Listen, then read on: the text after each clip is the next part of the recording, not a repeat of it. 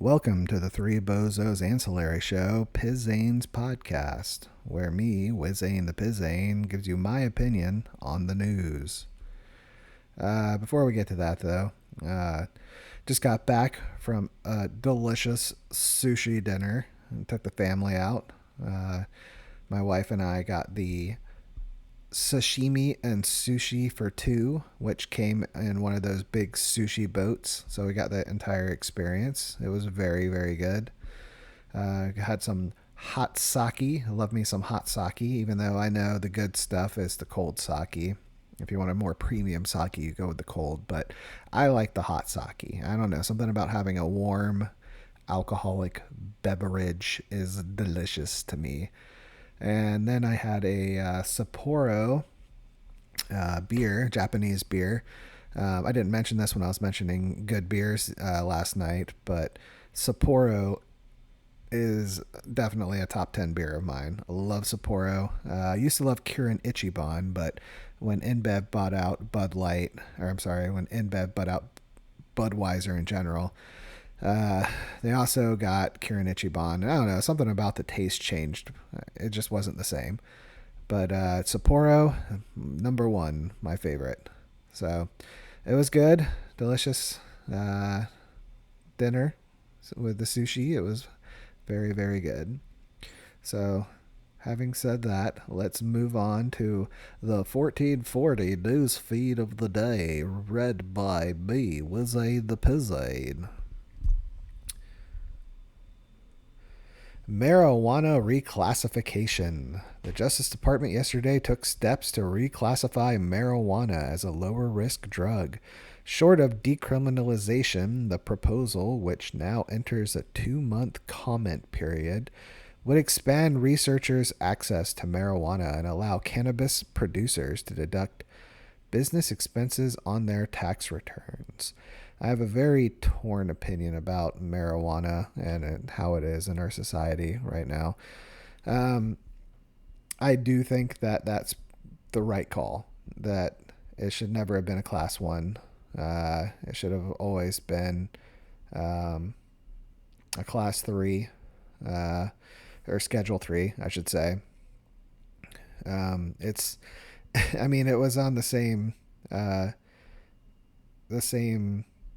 schedule as heroin and ecstasy before, and everybody knows that marijuana is not even on close with those things. And now it's, on the same level as I think like Tylenol and ketamine and testosterone, which is that seems about right. That's where it should be. But on the other side of the coin there, marijuana is not a harmless drug like everyone says it is. It does have its downfalls. I mean, as as surface level as motivation, people get completely placated with it where they don't want to do anything. They become,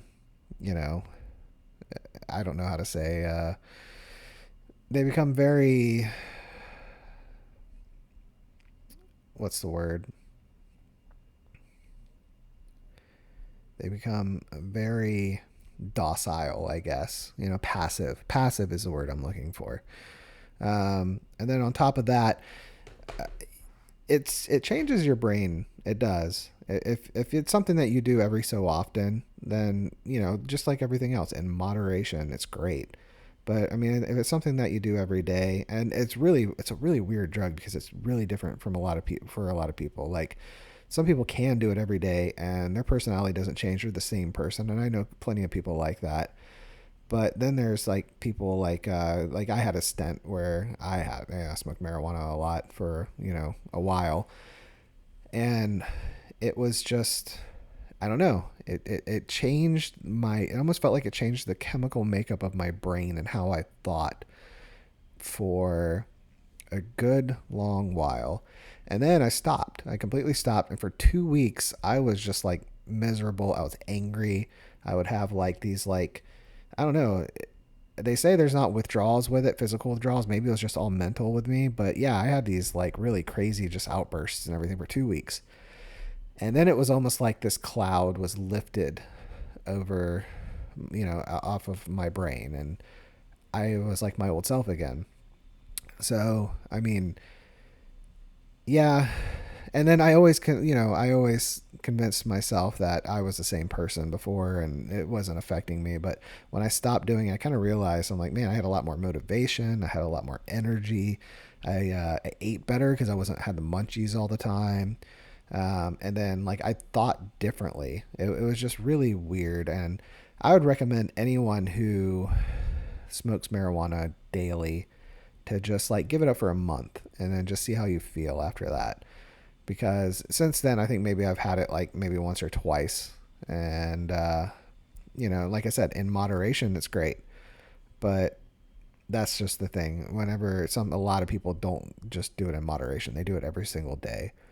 And when it comes to that, I think it can really affect your, I don't know, progress in life to be in general. But then again, hey, for some people, it's great. Maybe it chills them out and it keeps them on the same level as other people. Otherwise, they would be like too uppity, I guess. I don't know. Uppity is maybe the wrong word, but too. I don't know. It is a weird drug. It affects people differently, and well, there you go. That's my opinion on the whole thing. Dow breaks 40,000. Dow Jones Industrial Average briefly surpassed 40,000 points for the first time yesterday on news of strong quarterly earnings from Walmart before ending the day down 0.1% at 39, blah, blah, blah, blah, blah. So the stock market's doing good. If you got a 401k or an IRA, you're doing well. So there you go. Stock market, money is always good. Kentucky Derby winner Mystic Dan looks to win the second leg of horse racing's Triple Crown at tomorrow's 149th Preakness Stakes. Here, I'll give you a little bit. This is my opinion on Mystic Dan. He is not going to win the Preakness. I like to bet. Don't bet on Mystic Dan. If you watch the Kentucky Derby, he barely nudged out that win at the end. He was starting to fade, and he held on at the very end. So the Preakness is a longer track than the Kentucky Derby is. So the fact that he was just barely winning at the Kentucky Derby, I think it's next to nothing he's going to win the Preakness. So save your money on Mystic Dan, bet on another horse, and hopefully you'll make a little bit of money on that. Caitlin Clark's professional debut with the Indiana Fever hauls in 2.1 million viewers, the largest ESPN audience ever for a WNBA game. I really like how Caitlin Clark is getting a lot of media attention. I think that's good for a sport. I like to see sports do well. I don't like basketball. I really don't. I haven't liked basketball since Tracy McGrady, and even before that, you had like Penny Hardaway. Of course, I watched, Jordan and Barkley and all those guys back in the day. But after those guys, I don't know, like the LeBron era, I stopped kind of not liking basketball anymore. And WNBA, I mean, nobody watches WNBA. But I always root for sports. I always want sports to do well. I don't care what sport it is. So that's good in my opinion. Caitlin Clark has not done well since she started professionally. But she's a rookie, I know everybody thought she was going to come in and be the next, I don't know, Reggie Miller or whoever. But I don't know. She's a rookie. Let's all remember that. She still scored 20 points on her debut, even though she had like 10 turnovers. I think she'll be able to turn it around and, have a good career for herself. But everybody has to be patient. Not everyone, comes out the gate swinging like that. Let's see. What else we got?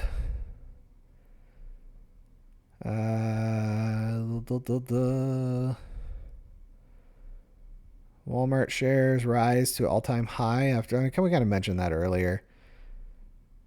Yeah, good for Walmart. Yeah, whatever. Giant. I'm more of a Target guy, or Amazon. Yeah, Walmart's kind of a whatever. Wayfair is opening its first physical store. That's pretty cool. I like Wayfair. I got a couch from them once, and it was pretty great. It lasted us a while. It's cheap as hell, and yeah, I just hated how long it took us, like a month to get it. But if they have a physical store, that's even better.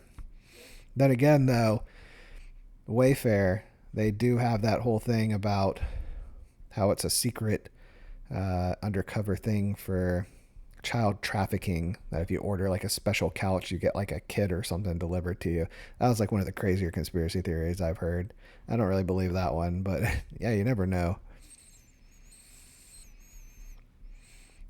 Chair of Chinese property developers rise on report of China considering a plan for local government to buy millions of unsold homes. Plan is part of effort to ease China's real estate debt crisis and slowdown. So Chinese government's is getting involved in the housing market. Yeah, that always works well when the government gets involved in that sort of thing. Good luck, China.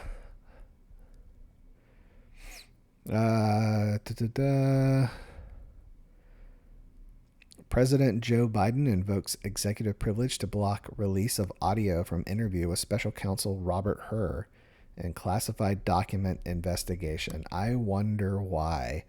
Maybe because they wouldn't even prosecute him because they don't think he was capable of his own faculties for that. They say he was just a crazy old man. That's the reason why. That is the reason why they wouldn't prosecute him for any of that stuff.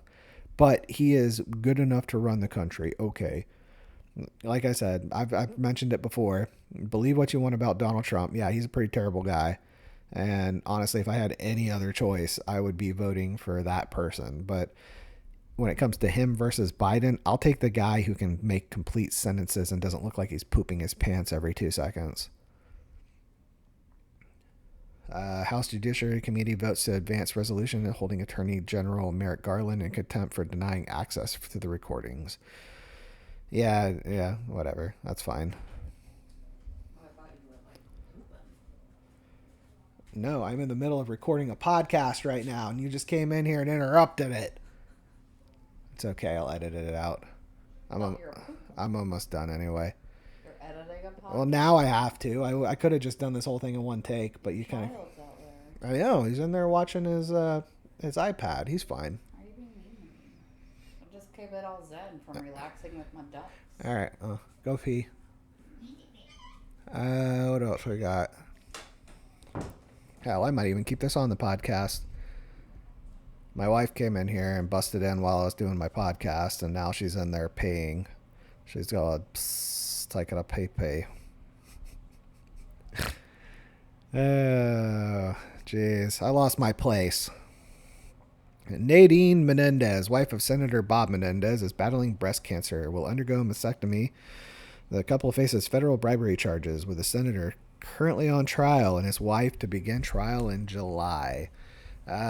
I was watching old Jon Stewart on The Daily Show the other day, and he was talking about how she's a pretty terrible person too. I guess she killed somebody in a vehicular homicide and didn't get charged for it or something like that.